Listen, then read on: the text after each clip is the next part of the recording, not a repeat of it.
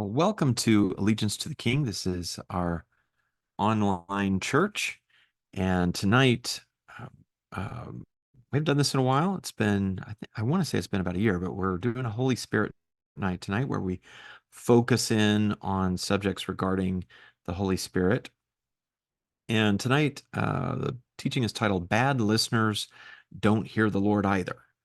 We're going to talk about the idea of a um, someone who is not listening to the, um, doesn't listen to people, probably isn't a very good listener when it comes to listening to the Lord as well. So we want to become better listeners. We're going to talk about the time. But before we get into that, um, just so you know, if you don't already know, that Allegiance to the King's online church is intended to be a church home for isolated biblical Unitarians. So if that's you, if you've been a biblical Unitarian for a long time, or you've become one in recent times, and there's no church in your area that believes and follows, the one God, that the Father is God and Jesus is his son, but he's not God. And you don't have anybody there in your area to have, regular Christian fellowship with. That's what we're here for. We're a group online that meets to actually have a church, not just teachings like this, but to actually be a church family together. We have 2 services per week. This is our Wednesday night service tonight. And you can find out more at a2kchurch.org, the number 2k church.org, and just check us out. Come and send us a note. Come and join us. We'd love to have you. Okay, so here's my premise for the teaching tonight is that in order to hear from the Lord clearly, you need to be a good listener. Now, the children of God are always hearing from the Lord. He's a good father. He's always talking to us. But, if I'm not a good listener, then, I'm going to have trouble hearing anything from him because I'm not listening. Or I might mangle up what he says, right? I kind of hear something, but then it kind of twists around because, again, I'm not a good listener. Or I might even add a bunch of my own stuff in, thinking that that's, from the Lord as well. And once again, because I'm a bad listener, and so I don't want to be a bad listener. I want to hear from God. You don't want to be a bad listener. You want to hear from God. But if we don't have good listening skills, that's going to be a little bit of a struggle. So tonight, I'm going to cover 4 areas. We're going to talk about signs of a bad listener. What are the signs of a bad listener? I need to think about this for myself. And, am I doing these things? As well as we can evaluate other people in terms of their listening skills. And I'll talk here in a minute about why that might be really important. Then we'll talk about what makes a good listener, and then how to get better at listening. And then we'll focus in at the last part on active listening, which is a skill and certain practices of listening that can make you a better listener. So let's talk about signs of a bad listener first of all. And why would I want, signs of a bad listener? Well, first of all, I want to know, am I a bad listener? But then knowing someone else is a bad listener, when it comes to hearing from the Lord, a person who is prophesying to you, saying, well, I really feel like the Lord is telling you that, you need to know this or you need to do that or whatever. And you want to think about, is that person a good listener? Do they have good listening skills? And, maybe I don't know them and I can't evaluate that. But if I do know them and I do know what they're like, and they've got any of the qualities that I'm about to talk about, or they like regularly, they're being a bad listener, I kind of want to be skeptical about whether they're really hearing from the Lord or not, because I know in my experience with them that they're a bad listener with me. If I'm trying to tell them something and they're just not getting it because they're doing all these bad habits regarding listening, well, they probably do those same things with God. And so I want to be a little careful with receiving a prophecy from someone who's a bad listener. All right, so here's some signs. Interrupting. This is a big one, right? Is right at the top. And we all know how we feel about somebody interrupting us when we're in the middle of trying to convey something, cutting the speaker off before they've finished speaking. And there's lots of reasons why a person might do that. They might be excited, they might be mad. They might just be somebody who has struggles with, a lot of people with ADHD struggle with interrupting, that sort of thing. But at the end of the day, one, you can't really listen if you're interrupting. And two, even if you're not meaning to, it always shows a lack of respect for the thoughts of the person who was speaking. So interrupting, if a person is interrupting a lot, if they have that as kind of a habit, that's a sign of a bad listener.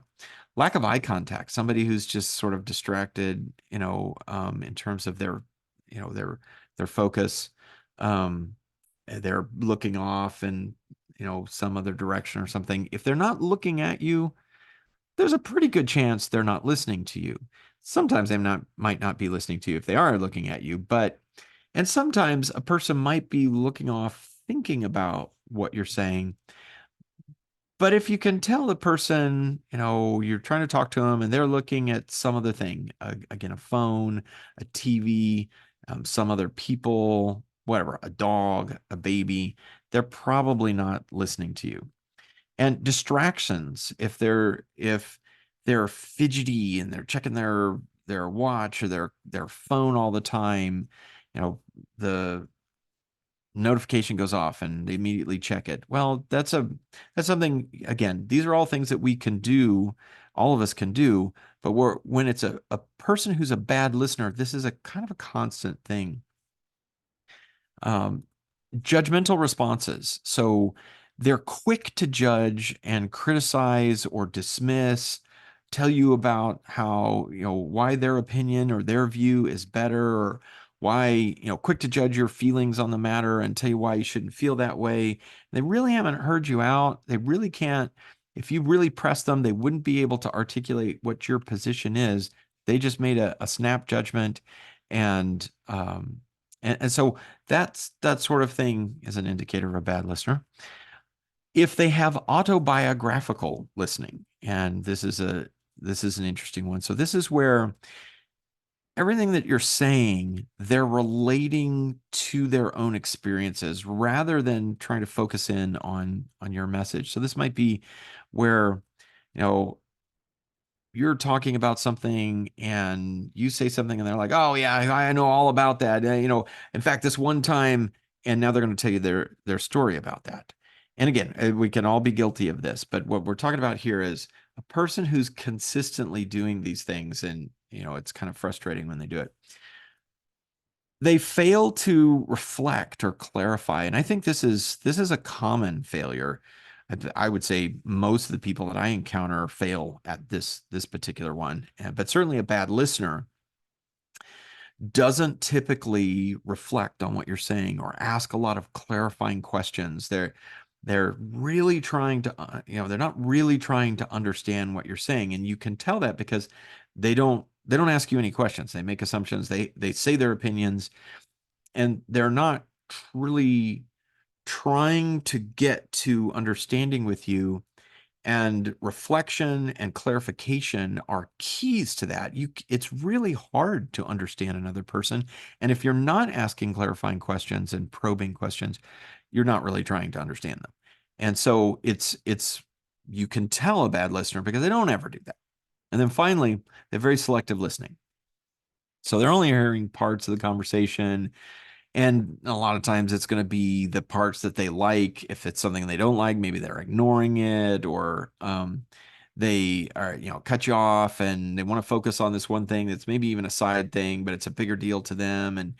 And so they do all these things that it's selective in what you're saying, and the rest they're either not listening to or they don't care about, or because of their own beliefs, they just disagree with you and they don't care about that. And so a person who selectively listens a lot, you can know, okay, that's not a good listener. So if a person has all of these characteristics, again, I'm going to question whether they can really hear very well from God. I'm not saying that they don't hear from God. God, again, speaks to any of his children. He's going to speak to them a lot. They just aren't a good listener. All of these things as well are habits that we may have. Maybe we're not a bad listener, but maybe we have habits within these that are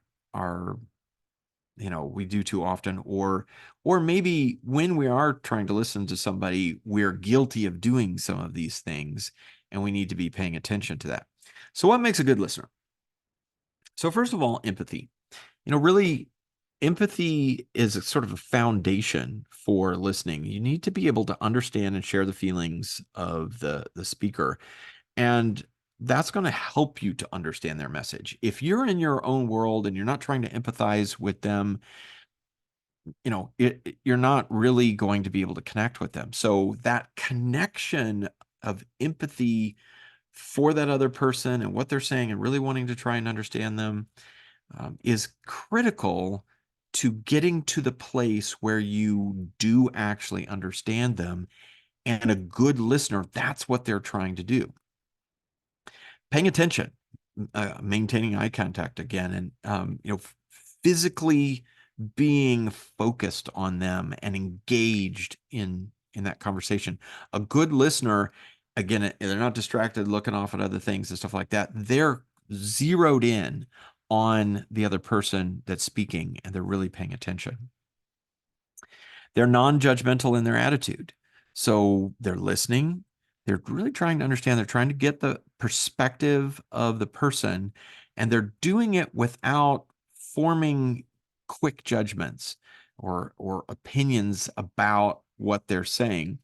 And in fact, if a person does do those sorts of things, it tends to shut down the other person. They're probably not going to open up if they know that, if they say something, you're probably just going to immediately argue with them and judge them, judge you. You're probably not going to continue to open up and talk about whatever it is that you're talking about. So a good listener sets that stuff aside and pays attention and listens and just leaves judgment out of it until they really understand, and they can make better judgments because they've actually gone through that process. A good listener is also patient. They have a lot of patience. They allow the speaker to express their thoughts fully without interrupting them or rushing them. Can you get to the point? So, this is sometimes you'll find people that they just want you to, they don't need you to say all this. Just get to your point, get to your point. But maybe the person needs to work through some stuff before they can get to their point. A good listener is patient. They will be quiet for a good amount of time before they say anything. Clarification. A good listener, again, they ask a lot of questions. They make sure that they're actually understanding. They may ask, what do you mean by such and such term? Can you elaborate on this last thing that you said? They're asking those kinds of questions because they're trying to get understanding. They want clarification because again, a good listener truly wants to understand. And then reflection. So they're going to paraphrase, they're going to summarize what you say. They're going to say things like, so, okay, so I think what you're saying is ABC. Is that right? And they give you the opportunity then to say, yeah, well, okay, so A is correct, but B, that's not exactly what I'm saying. And they're going, okay, good. Help me understand that more. So they're reflecting back to make sure that they've actually done a good job of listening. So that's a good listener. And that's what we want to aspire to, is to be that. So how do we get there? How do we get better at listening? So first of all, we need to practice active listening. And just briefly, this is a series of practices in listening where you're consciously doing things to be focused on the other person and be engaged in what they're saying. And so we'll talk more about that in a minute. Developing empathy, really working on setting aside your own thoughts and emotions and feelings and trying to get at, how does this other person feel? and how can I connect to how can I put myself in their shoes? So I need to develop that. And empathy obviously is, I'm in talking about the things in this list that I'm going to talk about. The only one I'm going to really focus on is the practice of active listening. But in all these things, you can do stuff to grow in each of these areas. And, growing in empathy will help with listening. Improving your patience, learning how to be quiet and to really listen, and to stop yourself in from you got all these thoughts going on, and you want to tell them something, and to take a breath and stop. And so practicing and improving your patience. And I think one of the things that you can do in improving patience is when there's someone that when you talk to them, it just immediately you're wanting to interrupt them, maybe because they're wrong about stuff all the time, or maybe they're long-winded, and you just really want them to get to the point of whatever it is. That's a good opportunity to practice patience. Force yourself to take a breath and focus on them, and just listen for a while. Seek out feedback. This is a really, really important thing to do to grow in any way. Uh, doesn't have to be just listening, but certainly with becoming a better listener, you need feedback. You need to know where your blind areas are, and those habits of a bad listener that we talked about earlier. Asking people that are close to you, how am I doing? How do you feel when I'm supposed to be listening to you? Are there things that I do that you think I'm not listening to you because I'm doing this or I'm not doing that? And have people give you feedback. Tell them you're trying to get better at listening. And maybe your spouse or your kids or your parents or your friends or your coworkers, anybody that you have a good enough relationship with that you feel comfortable with, saying, hey, I want to get better at this. So I want you to tell me when I'm doing something that is a bad habit with listening. Mindfulness training. And if you don't know what mindfulness is, it's essentially a kind of meditation. It's not Eastern meditation, but it's meditation where you are practicing or doing a focusing on something and keeping your mind focused on whatever that is. So it could be, for instance, I'm going to read the Bible, or I'm going to listen to the Bible, or I'm going to listen to a teaching or something like that. Or it could just simply be I'm going for a walk and I'm just going to pay attention to the trees for a while. Whatever it is, I'm going to stay focused on that thing for as long as I can. And then I practice that. I get better at it. There's actually apps that you can get for your phone that will help you to practice mindfulness. But what that is doing is it's helping you to focus. And one of the keys to good listening is being able to stop all of that stuff going on in your head that's going in 90 different directions, and instead stay focused and paying attention on what that other person is saying. And then, read and learn. There's podcasts, there's books, yeah, I'm sure there's seminars that you can go to on getting better at listening. And if you see feedback and you find out from your family and friends, yeah, you're a terrible listener. And in fact, there's things I don't even want to talk to you about, because as soon as I start trying to talk to you about it, you're going to interrupt me and you're going to go on about what you think about that instead of listening to what I'm saying about it. If that's the kind of feedback that you get, you might need to go to a seminar.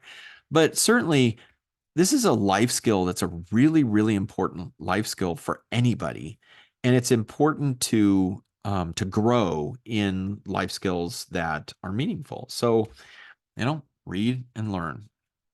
All right, so let's talk about active listening. And we're going to talk about 6 different practices of active listening. I'll give you a couple of examples of things within that, um, you know, uh, that particular area of practice.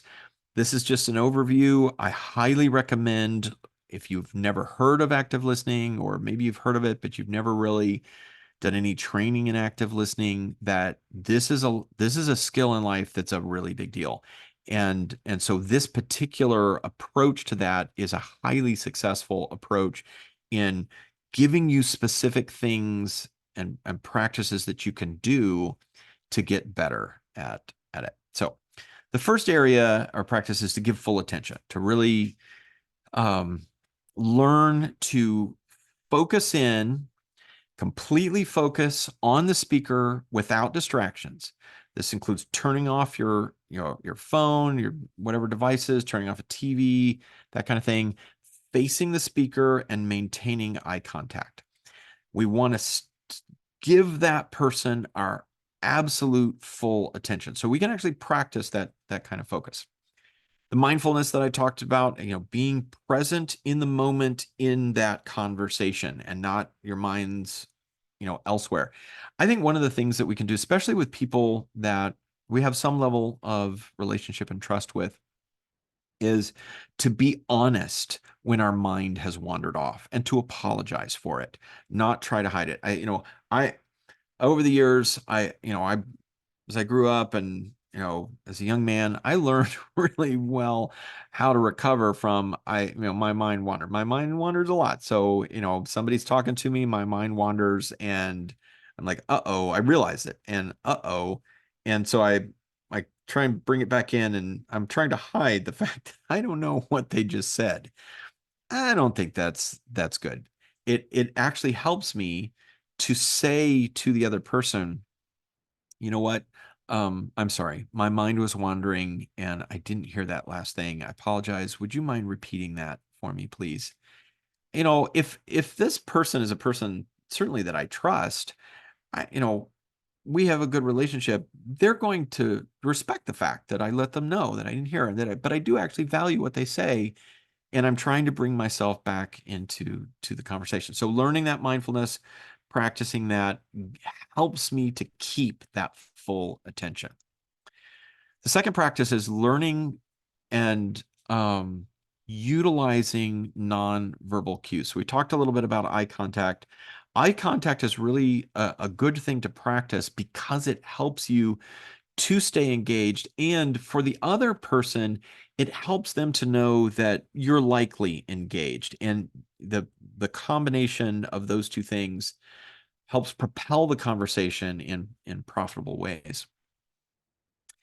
Body language, use open and inviting body language, nod, smile, use facial expressions to convey interest, that kind of stuff.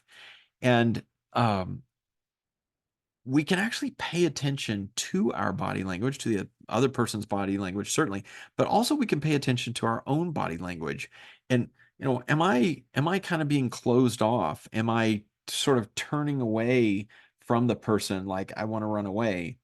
Okay, I'm signaling to them that I'm not listening. So I can practice setting up the nonverbal cues that tell the other person I am listening. It helps me to engage. It helps them to be more engaged. Now, this next one I'm going to give you, this I like to call this is a superpower, and superpowers can be used for good or evil. And this is called mirroring. This is where you subtly mimic the speaker's body language to show empathy and understanding. I learned this many years ago when I was going through some sales training that this was high level sales training for doing sales at for where you're selling millions of dollars worth of equipment and stuff like that, or services that are very expensive and that kind of stuff. And so we went through, myself and others went through very intensive training. One of the things that they showed us was mirroring, doing this where if that person's arms are crossed, you cross your arm. If they're leaning on the table, you lean on the table. If they're leaning back, you lean back. If they've got their legs crossed, you cross your legs. You mirror their body. And I thought it was the dumbest, strangest thing that I'd ever heard, but I decided to try it. And so I started trying it and I found it was like a magic trick. You could take a person who maybe was a little standoffish and mirror them, and pretty quickly they're more engaged in this conversation between the two of you. They're more interested in talking about whatever they're trying to talk about. They're more interested in listening to what you're having to say. And so I would say this about mirroring, because it can be abused and be manipulative, but it also can set the other person at ease. if I have the right motives in the situation where I'm really trying to understand them, I want them to open up so that we can connect better and I can understand them better. I can use mirroring to help put them more at ease and more engaged in the subject. So nonverbal cues, that's the second practice. Third practice is reflective responses. So a couple of areas for reflective responses to practice is paraphrasing. This is where you're going to repeat back what the speaker has said in your own words. So, for example, you might say something like, "So, what you're saying is that you feel angry because I forgot your birthday, right?" Okay, that you need to, put it back in your own words and repeat back. And I want to remind us that what we're talking about here is with people, but this is also something that I can do with God. So God says something to me. I can paraphrase it back to God. Okay, so I think this is what you're saying, God. I paraphrase it back. Okay, I, I, Lord, I think what you're saying is that I need to do A, B, and C, or I need to be thinking in a different way, and here's how I need to be thinking. And let the Lord confirm, yep, that's exactly what I'm saying. Nope, no, no, you're not understanding what I'm saying. And so if you get good at this stuff with people, you will be better at it with the Lord. The second one is summarizing. And so summarizing, this is a little bit different. Paraphrasing, I'm kind of taking what they have just said to me and I give it right back to them in their own words. Summarizing is where I'm going to say, okay, in the things that you're saying, here's how I would summarize it. You made point A, point B, point C. So you might say something, if I understand correctly, your main point, let's say that you're talking about, Trinity stuff or whatever. Your main point is that that in order to be a good Protestant, you have to be skeptical about the church fathers. Am I right in that? Yes. So paraphrasing and summarizing can help in terms of developing your understanding, because if you do this, they can tell you whether you've actually understood or not. And you can use it, you can paraphrase right in the middle of it, and then at the end of it, you can summarize all that they've said. If you can do that, it's amazing what happens with the other person. They'll, maybe it's something fairly complex, and I've really been concentrating on what they're saying. In the middle of things, I've been saying, okay, this last point, let me make sure. I think this is what you're saying. Yep, that's what I'm saying. So then I get the end and I summarize it all, and they say, yeah, that's exactly what I'm saying. Well, now at this point, I could make a good judgment. We'll get to that in a minute, but they now know I truly have been listening to them. It's amazing how much trust you build when you actually do that kind of listening with people. The next practice is clarification. So this is where, first of all, asking questions, and you want to pose open-ended questions in order to gain more information. More than likely, almost 100% of the time, when somebody's telling you something, they are not telling you everything that's in their head. And so you need to practice asking them questions about what they're saying. You have sort of a thought in your head about it. And so, but you figure you're probably wrong and you want them to talk a little bit more broadly about it. So you say something like, I'm not really sure if I fully understand what you mean by that. Can you tell me more? Can you kind of give me some more examples of what you're talking about? That kind of thing. And the second is clarifying statements. So anytime there's something ambiguous, you want to clarify it. Or if you suspect that you might be using different definitions about something, or using a word. So I want to say, okay, when you know, let's say, when you say you're stressed, what specifically do you mean by stressed? Because when I think of stress, that might be different than what you say stress. And then can you tell me what might be causing that?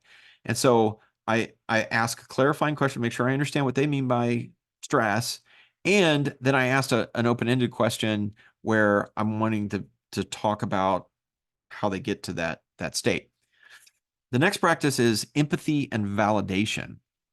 So you can practice making empathetic statements, expressing empathy and understanding. So you can say something like, that sounds really tough.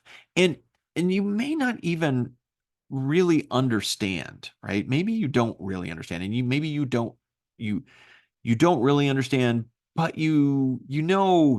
obviously this has been really tough for them. So you just say something like, well, that sounds really tough. That builds that connection between the two of you, and it helps in the way in which the conversation can be productive as a foundation. So it's a good listening skill to have empathy, but it also creates the trust between the two of you for them maybe to give you more information that they're not giving you because they trust you more now. And so you can connect them better and you're going to understand them better. The second is validation. And this is where you say something that validates the person's feelings. And you don't have to agree with somebody to validate them. So maybe they're expressing their feelings on a matter, and maybe I don't agree with those feelings. But maybe I can say something like, I can see why you'd feel that way, right? And that it helps put them at ease so that you can engage in a more productive way, and you don't shut down the conversation. The next practice is non-judgmental attitudes. So the first is having an open mind. So you approach the conversation without forming judgments. You avoid interrupting or making assumptions. You want to be aware that you probably have assumptions. They may be correct, they may be incorrect, and you don't really know. And you might say, well, yeah, no, no, you don't. You don't know if you're correct or not. Assumptions are assumptions. You don't know yet if you're right. And so, you need to keep an open mind. Yeah, I might be wrong about what they're saying. I might have wrong ideas. They might be right. I just had a conversation, this earlier today with Jackson. I made a snap judgment about something, and before the conversation was done, I found out I was wrong. Right. So anyway, we don't want to do that, right? Keep that open mind so we can listen carefully. And then acceptance, where what we want to do is we need to accept that their perspective is valid in the sense of their own world. And so we may need to steer them away from whatever that is, but we're not ready for that yet. We're listening at this point, right? So we just need to take in their perspective and their feelings on the matter as valid, even if we currently disagree. We don't want to squash that, right away. So we need to take these things and we need to practice, practice, practice. We need to practice with our families. It's a good idea to assume that you need a lot of improvement in listening. Pretty much everybody does. Everybody can improve. Even if you're a good listener, you can still improve. But it's a pretty good idea to just assume that you're not a good listener and you need to improve a lot. And invite blunt, tough feedback from the people that you're closest to. So maybe this is your family, maybe it's not, but maybe it's your family, your spouse, especially. Invite tough feedback. I like this is doesn't quite relate, but I think it's a good example of what I mean by tough feedback.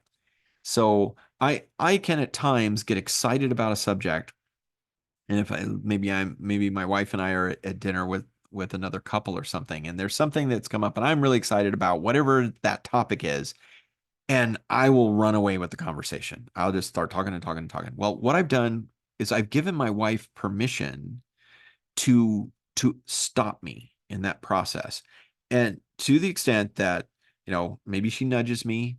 If that doesn't work, or maybe she interrupts me about and tries to bring me in. And if I'm not paying attention, I've given her the right to say in front of other people, hey, you're going on too long about that. You need to let somebody else talk. And the reason I invited her to do that is because I want to change.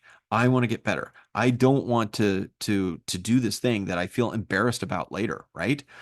So in terms of listening, if I'm struggling with these things and I'm not even aware of it, I need my family, my people that again that I'm closest to, that to give me that tough love feedback. Practice with your friends. Friends are always good. A lot of times, this is true of your family too, but it's certainly true of your friends. They'll let you know if you tell them it's okay to, my if my breath is bad, I want my friends to tell me my breath is bad, right?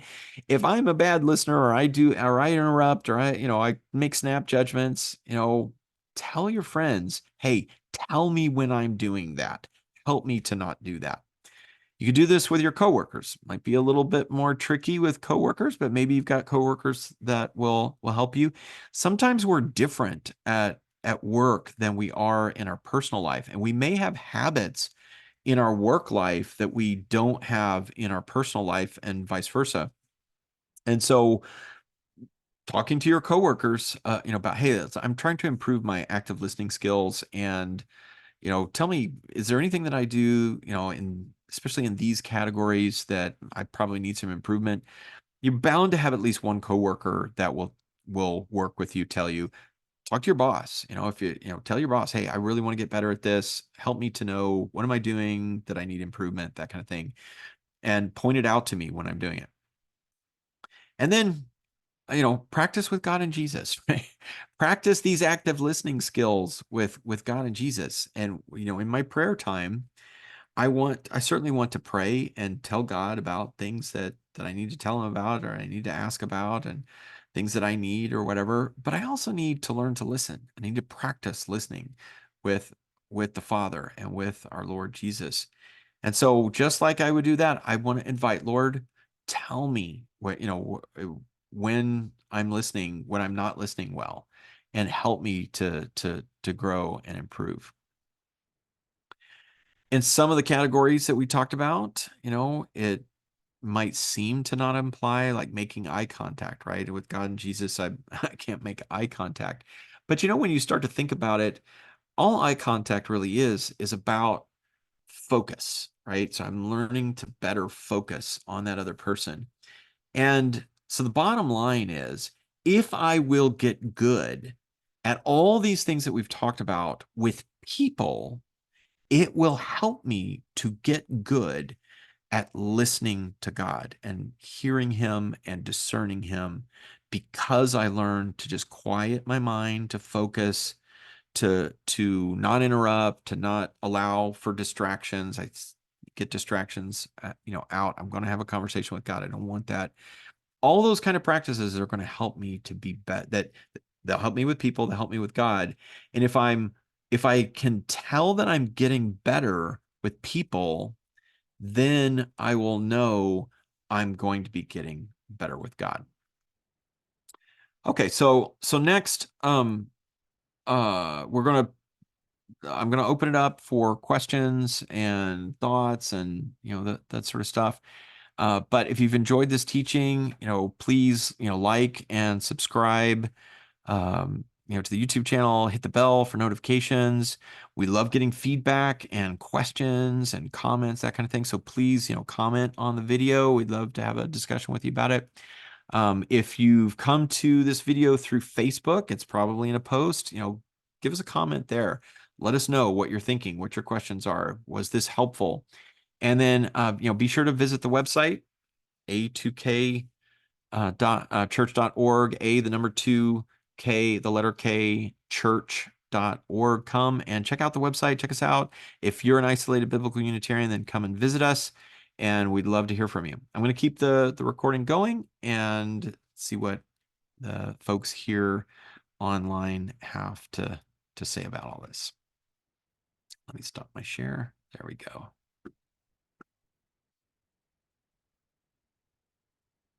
All right. Questions, thoughts, other things that, like, one of the things I'd love to hear from you guys is, are there other things that I didn't mention that you've learned about, improving listening and that sort of thing that you want to share, I'd love to hear about that. Yeah, Jackson. I just liked at the end because I was thinking that like at times throughout the whole sharing about eye contact with God, what does that mean? And I was just thinking exactly what you said at the end, where it's like just orienting yourself, looking, facing, you know, not being distracted. So it reminded me when me and you were walking around the circle seeking Lord for guidance on something, and we just kind of silently walked for like half a loop until we're like, you hear anything? And it was like that was both of us like just staring God in the face, waiting for an answer kind of thing. Yep.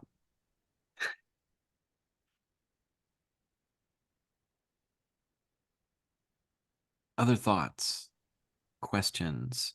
I agree Again, with Jackson, your comment about eye contact with Jesus Christ by focusing. That that was interesting. I liked that. yeah, yeah, yeah, Suzanne. Oh, this is such a convicting study for me. I'm sure my husband is actively nodding and listening.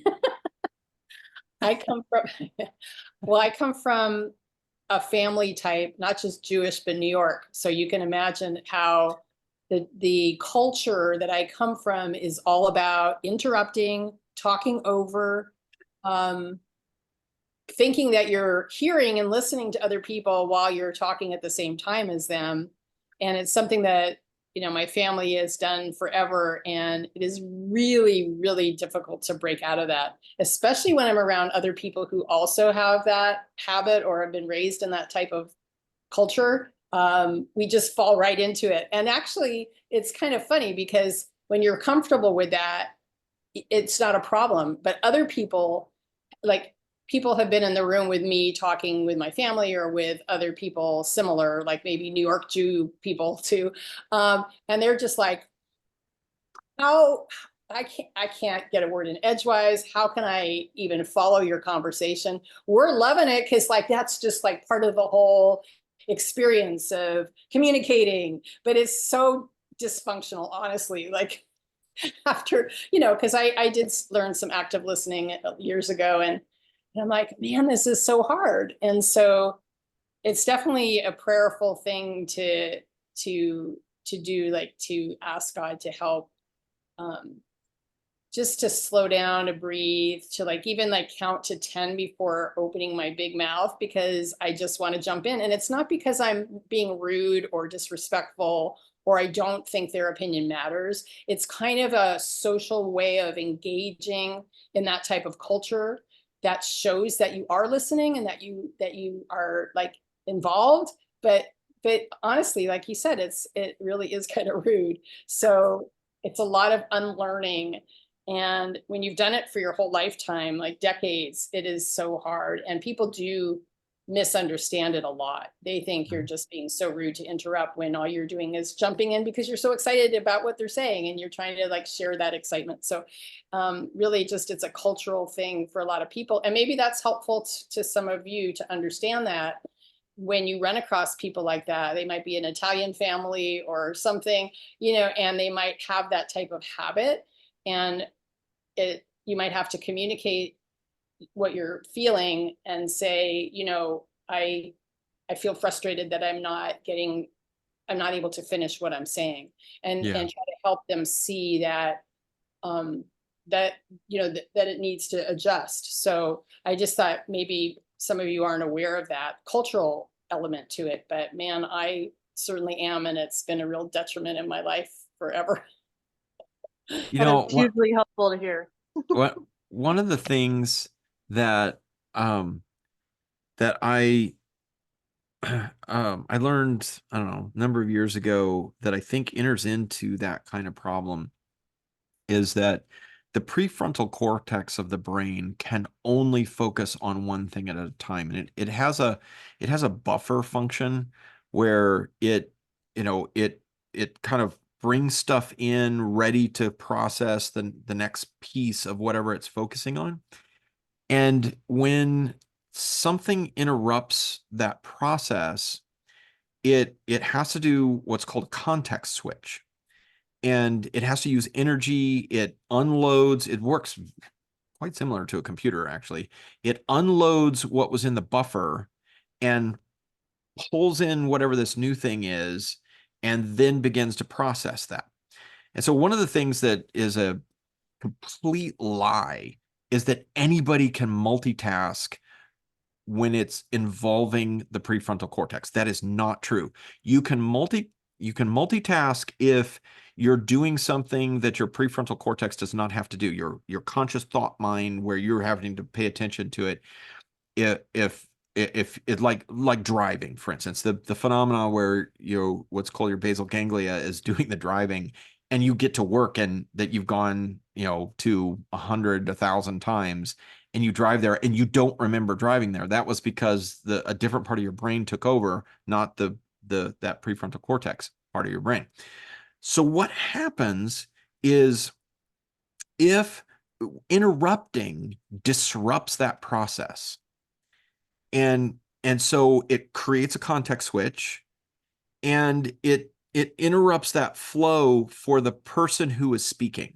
It causes the same problem for the other person too, because as soon as something triggered, and now it's, oh, that reminds me of this, that's going to be a context switch. And so first of all, it's draining your energy, because it's a lot more efficient to stay on topic. But what it does to the person speaking, and everybody has experienced this, and everybody has watched it happen to somebody else, where suddenly their brain is struggling to get back to whatever it was they were saying, right? And that's because the interruption caused that context switch, and now they're having to kind of bring it all back together again. And it might be difficult for them, especially if there's emotions getting involved and stuff like that. So one of the good reasons for, especially, and I understand, what Suzanne was talking about. And, I have this funny saying: I like doing business where sweet tea is on the menu, because I don't want to go north, because they talk that way, and it's for people who have slower conversations, and that's a typical in the South. It's like, what is this? And so, but and certainly if you're used to it, it doesn't create the lack of respect feeling, right? And which is good, right? So two New Yorkers can be interrupting, talking over each other like that, and they don't feel disrespected, and they don't feel that they're disrespecting the other person, and they're right about that in their own culture. But they are still context switching, and they're not doing active listening, because you cannot do that in that interruptive mode. You can sort of, it's not that you can't have a conversation, you can, but you're not going to be doing it in an active listening, kind of way. So, and I know if it's your habit, it's like anything. If it's your habit that you grew up with, and it's a struggle for that.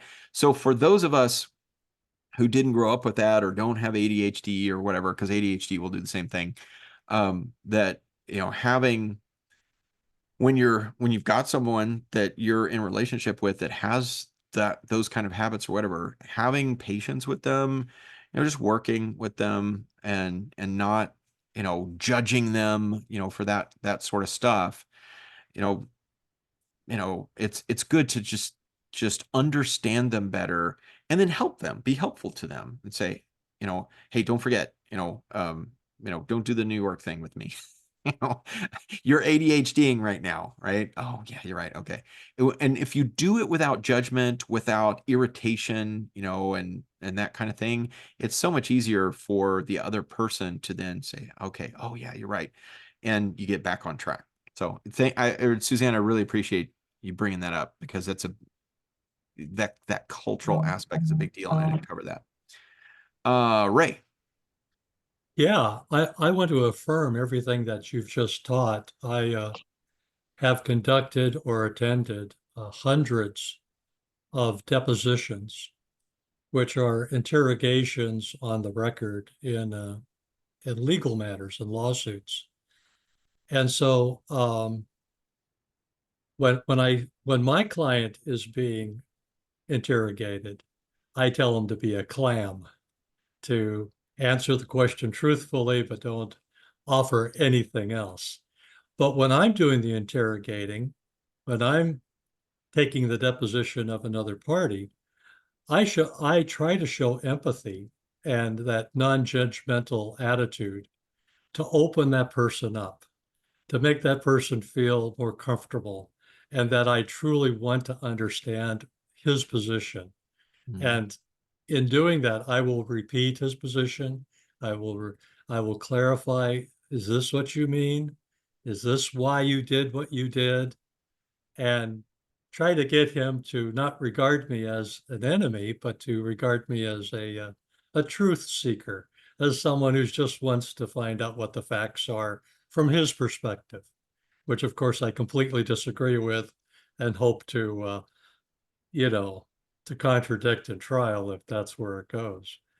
And so being a good listener, I've had clients for decades that have complimented me on my listening skills. And yet, when I get home, do I listen to my wife? Do I listen to my daughter? This is where I need to practice with my family. And so, that just because you're a great listener professionally, because someone's relying on you and paying you to do it, that doesn't mean that there isn't room for improvement, Yeah. because there certainly is. Yeah. So, I've only ever had to be in one deposition. A client of mine was suing a software vendor that was a that we worked with, and it was really funny, Ray. So it was myself and my brother, who was my business partner. We were in the deposition, and the attorney for the suing party, um, when he asked questions of me first, and we had a good conversation. He was really nice and polite to me and stuff like that, and friendly, and I answered the questions truthfully, but he was just like, I really appreciate and that kind of thing, and then he turns to my brother and he gave him the third degree, right? He was just he just grilling him, and now are you really saying and stuff like and Doug and I walked out, and he was like, what was that? And I said it has to be some sort of technique that he was doing. I don't know. But it was a funny thing to be, in that situation. well, anyway, I just want to affirm everything that you said about listening. It's a tremendous and important skill. Appreciate it, Ray. Thank you. Inti. Suzanne, I don't know if it's just a New York thing. I am very prone to interrupt and I make a joke, not really related to it, just because my name fits into it, but it's interrupt. And I think it's like that in New Hampshire. Maybe it's just a Northeastern thing. I'm not really sure. But what I've been doing lately, and John, this is actually kind of an answer to prayer, because I've been praying that God helps me be a better listener, basically, or when I'm talking with someone, to remind me to have me to be able to remember to stop. Like it's kind of like I'm just telling myself to shut up every time, or I try to, when I catch myself, I'm like, no, stop and listen patiently. And I do so.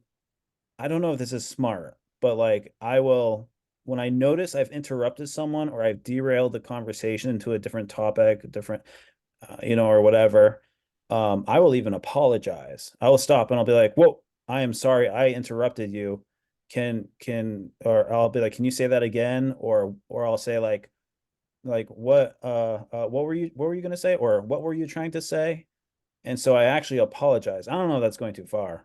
Um, I don't think so. but I think it's, no. it's respectful and polite to, to, and it lets the other person know that you do actually care about how they feel, right?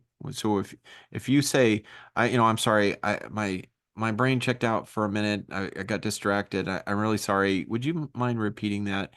The other, the other person really it's good to do that for them. And unless there's something wrong with them, I would think that they're always going to be like, oh yeah, okay, because who doesn't have that happen to them, right? And Yeah, so yeah. And I don't know if this is a short question or a long question or what this is, but in Colossians, because I've been thinking about if I'm quiet enough, maybe this verse makes sense when Paul writes, um, you're he's talking about conducting, he says in verse 5 and 6, conduct yourselves with wisdom toward outsiders, making the most of the opportunity. Your speech must always be with grace, as though seasoned with salt, so that you will know how you should respond to each person. And I don't know how that fits in with listening and conversation. Is that relevant, or should we wait till after the fellowship to ask when everybody's in the lobby? that's okay. Yeah, we'll come back to it. Okay. George. Hey, John, can you hear me? Yeah. Okay. Yeah, I think mine is just a comment to just really say how much I appreciate this. And it takes me back to Susan's teachings a few weeks ago about, I think, related to emotional maturity and just seeing how a Christian walk is truly holistic. And it resonates something that you said quite a number of times about, when we come to Christ, we're meant to grow and mature. And maturing is more than just knowing scriptures, but it is being transformed.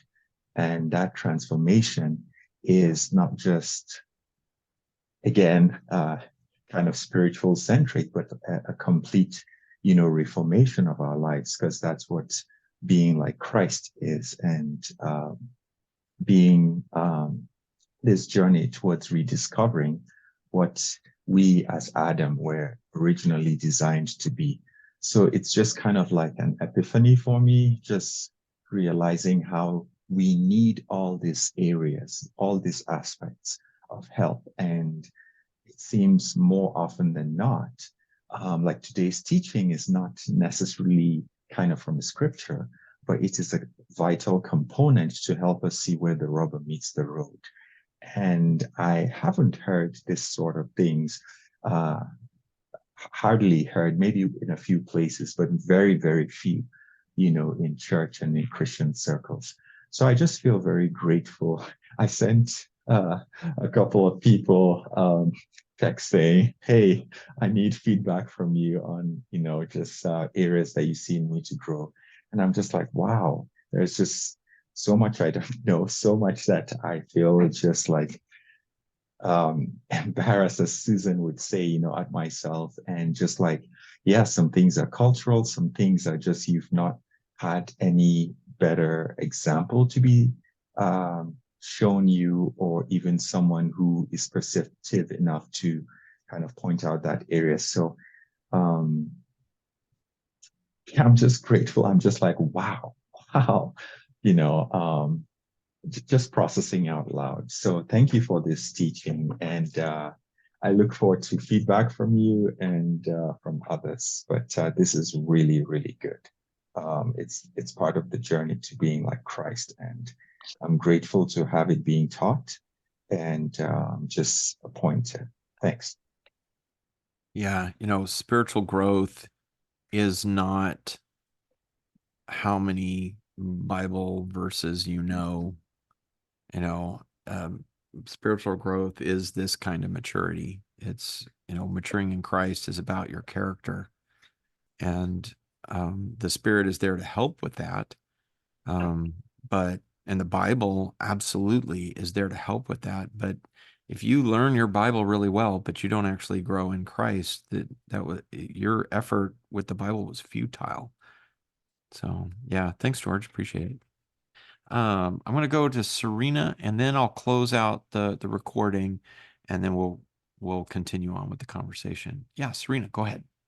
Yeah, and I apologize if you went over this. I had to cut out for a few minutes in the beginning, but one thing that I've found to be really helpful when talking with unbelievers or people who are new to the faith, or just people who have questions that maybe I can give an answer to, especially for those who don't believe the same, is that you got to stop just thinking about what you're going to say when they're talking. And I'm so guilty of that. Just talking with someone who's, at church the other day, I went to a Bible study and they are big on the Trinity there.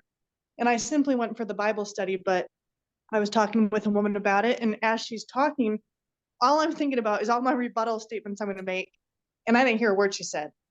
And like, how A, disrespectful to her, but B, how can I even understand where she's coming from and what she believes if all I'm thinking about is like, okay, close your mouth so I can say what I have to say. I'm just like, chomping at the bit. So literally being an active listener, especially when someone has a different viewpoint and not thinking about what you're going to say, I just have found is huge for me. So thought I would add that.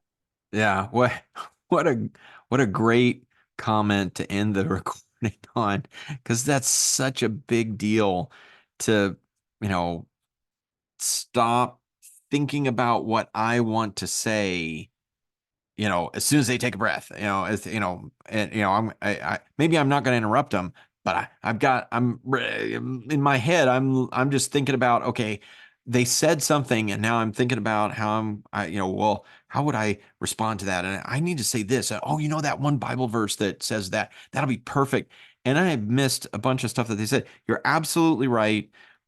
And I'm sure everybody does this. I know I do. And in and of itself, this is a focus practice, right?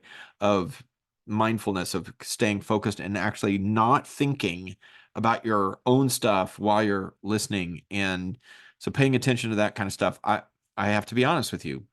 Like, I think twice, three times maybe in the Q&A part of this, I started thinking about what I wanted to say, and I realized I wasn't listening to the person, right? And I bring myself, that's mindfulness practice, bring yourself back to actually listening. All right. Well, thank you very much, Serena. Thank you for listening. Again, check us out on the website, a2kchurch.org. Let us hear from you. If you're an isolated biblical Unitarian, come and be a part of our church family.